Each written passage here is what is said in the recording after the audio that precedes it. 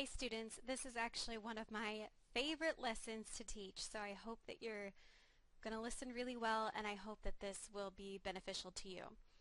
I say that in my class I teach two things that are going to help you change your writing in the most significant ways with the least amount of effort, and the first of those things is the Paramedic Method. Another one of those things is transitions. I think those two things together are the way to improve the level of sophistication in your writing with very little effort. And I'm all about, what's the easiest way to make my writing better. So we're going to talk about the Paramedic Method first. The Paramedic Method comes from a textbook and then a video called Revising Prose by Richard Lanham. And Revising Prose, the video, came out in the 80s, so it's pretty exciting. And he basically developed this method of revising your writing to make it the absolute best that it can be. And the reason we need this method is because for so long we have been taught to write in a very specific style. But things are now changing. We're getting away from that boring,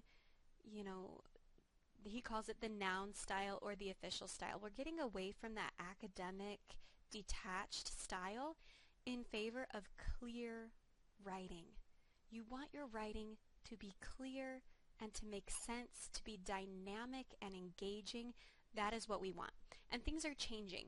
So he developed this really easy, simple to follow method for revising your own writing, and it is called the Paramedic Method. I'm not really sure why he calls it that. I kind of like it because it sounds like you're like resuscitating your writing, your dead, lifeless writing, and you're injecting it with life. I don't know if that's what he meant, but I kind of like to think that maybe it's that. So hopefully I won't get in trouble for any copyright issues. I want to show you a little bit of the video as he explains what the noun style is and why it's terrible and why we need to stop writing like this. And a lot of students watch this video or learn about this method and they think, oh my gosh, this is how I was taught to write. And so it's kind of a little bit, I think, eye-opening. So let's bring this up and see if we can watch a little bit of it. In this lesson, we're going to use TV graphics to show you how the PM works. First, though, let's review both the official style and the PM. Then, we'll put them into collision. The official style has been around a long time. It is the native language of bureaucracy and always has been. No self-respecting civil servant in ancient Rome, for example, would ask for a bribe. Of course not. But a little guest present, a sportula or little basket, would certainly oil the bureaucratic machinery. A provincial Greek bureaucrat living in the Egyptian town of Oxyrhynchus several centuries before Christ would write not, "I live in Oxyrhynchus," but, "I am a resident of that most splendid of splendid towns, Oxyrhynchus." And the grain tax he extorted from the peasants was called the Happy Shipment. Much as our own Atomic Energy Commission at one time rechristened the standard measurement of deadly atomic radiation a sunshine unit.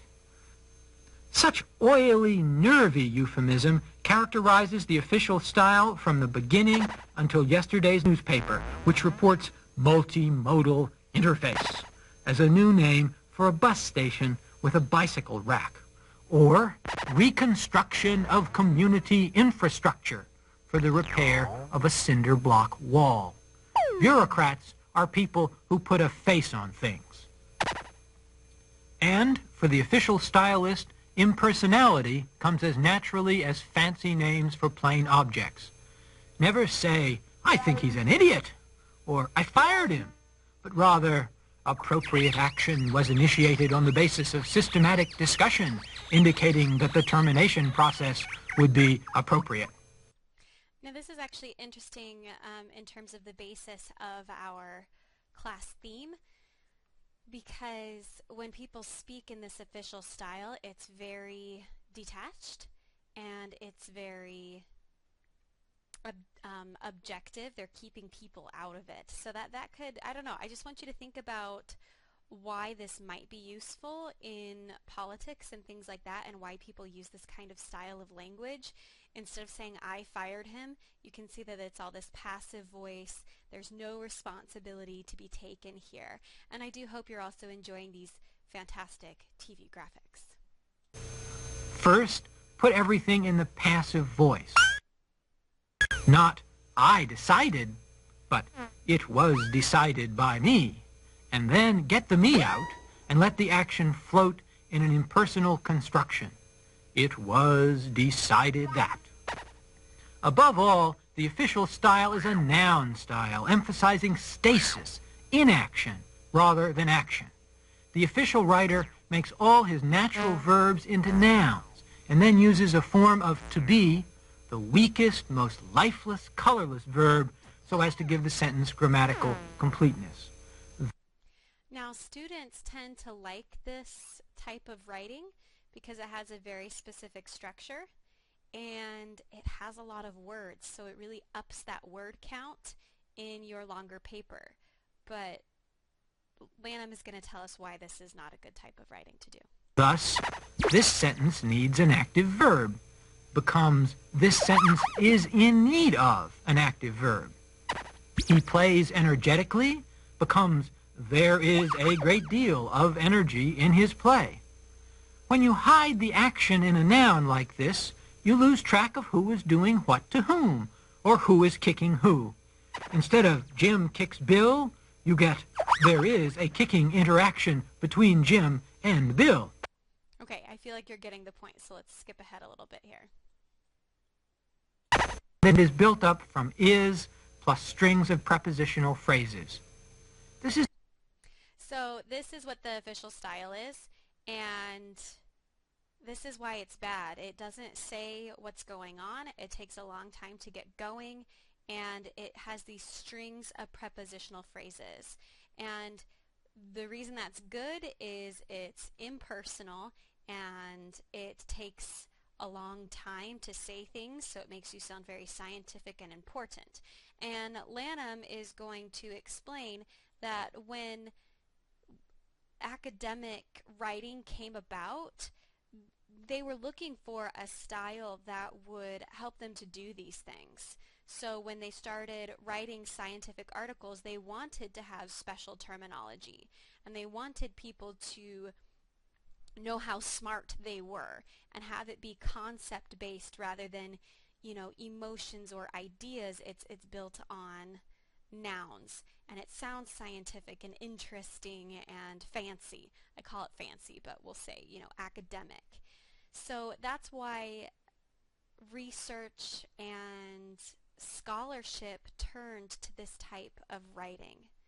Is in science, you do want to be personal and detached. You want the facts and the concepts to speak for themselves. The problem is that this is not the type of writing that we want to do in the humanities. This is not the type of writing that we want to do in other social sciences. So we kind of got stuck in this noun style. And Lanham is going to teach us how to fix it. So I'm going to turn now to a PowerPoint that I made. You can also find this information if you don't have, $80 to buy this beautiful DVD, or you don't want to buy an extra textbook. You can get this information on my favorite website ever, the Purdue Owl. So I pulled a lot of the directions from the Purdue Owl, but the originator of this concept is Richard Lanham, and he is a modern rhetorician. All right, so here are the 7 steps. You are going to circle the prepositions, draw a box around is verb forms, ask yourself where is the action, change that action into a simple verb, move the doer into the subject, meaning who is kicking whom, and eliminate any unnecessary slow windups and redundancies. Let's see it in action. So we've got this sentence. In this paragraph is a demonstration of the use of good style in the writing of a report. So the problem with this is it's grammatically correct, but it's really boring. And we'll go back to the video in a little bit so you can hear Lanham kind of make fun of this kind of style of writing. He says it's monotonous. It's like a laundry list. So the revision, we're going to, oh, sorry, I'm getting ahead of myself. I get so excited. If we go back, we're going to circle the prepositions. So you can see that we've got our circles on our prepositions, and you can see how many there are. In such a short sentence, there are so many prepositions. Draw a box around weak verb forms, and we've got a weak verb right here is. Ask yourself, what is the action? Well, the action is in this word demonstration, and we want an active verb, so why don't we make that verb into demonstrates? It's automatically so much more lively and engaging with that strong verb rather than that weak to be form of the verb. Then if we need to, move the doer closer to the beginning of the sentence, the subject closer to the beginning of the sentence, and eliminate any slow windups or redundancies. So we get, this paragraph demonstrates good style in writing. So much better. Lanham actually says that you can eliminate 50% of the fluff in your writing. So students kind of struggle with the Paramedic method because basically it says that half of what you write is crap, and you can get rid of half of it. So if you wrote a 10-page paper and half of it's just the slow wind-up redundancies, you really only got 5 pages of valuable information.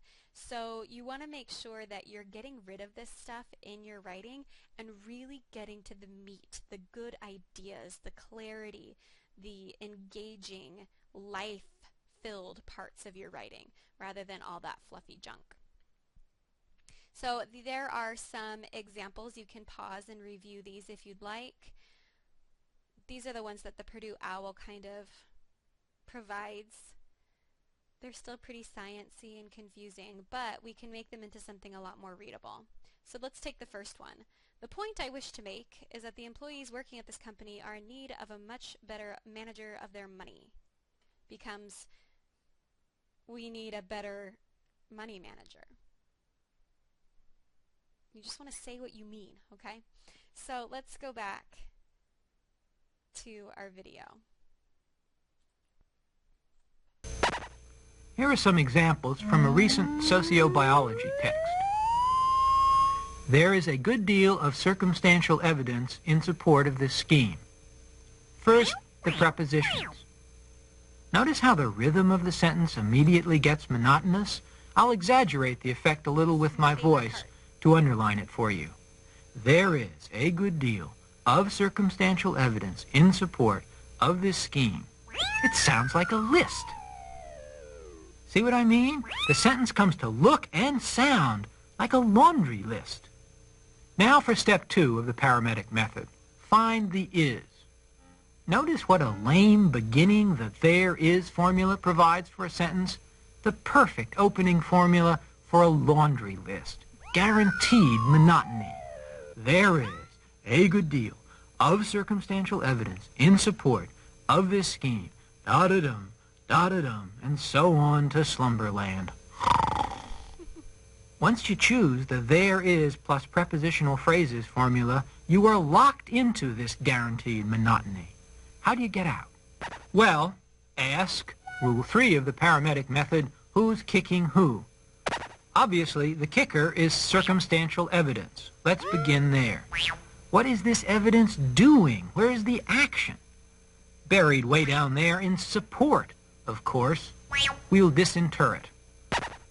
All right, we've now followed rule 4 of the Paramedic method. And who's the kickee, the direct object on the receiving end? This scheme. Now, how about the long wind-up opening? There is a good deal of. No need for there is any longer, since we have a real live verb in supports. A good deal of is a long-winded way to say much. Now, the completed revision reads, much circumstantial evidence supports this scheme. We have now complied with Rule 5 of the Paramedic method. Start fast. The official style loves the mindless introduction.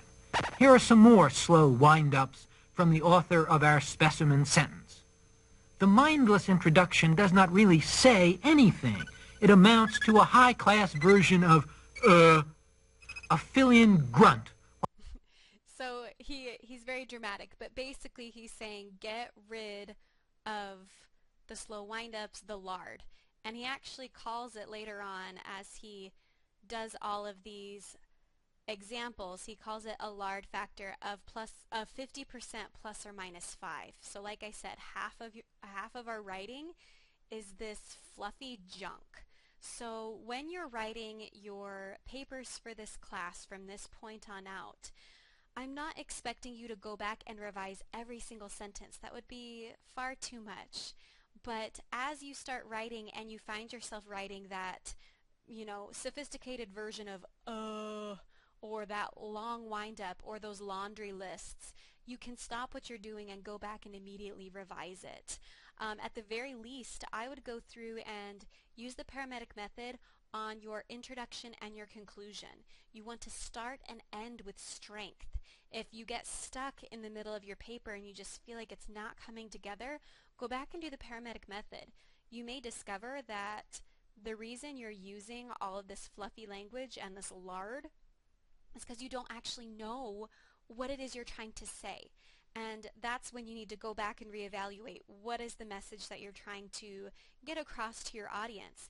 And the paramedic method can help you find that information. It's buried in there, and I love the verb that he uses. We have to disinter it. So I really like this method because I've now taught it to you. I'm looking to see that in your writing, and I think you will find, I would say, the vast majority of my students say that the one thing that they take away from this class that has helped them most is the paramedic method. If you really commit to it and you really seek to improve your writing with this method, you will be shocked at how clear and sophisticated your writing becomes.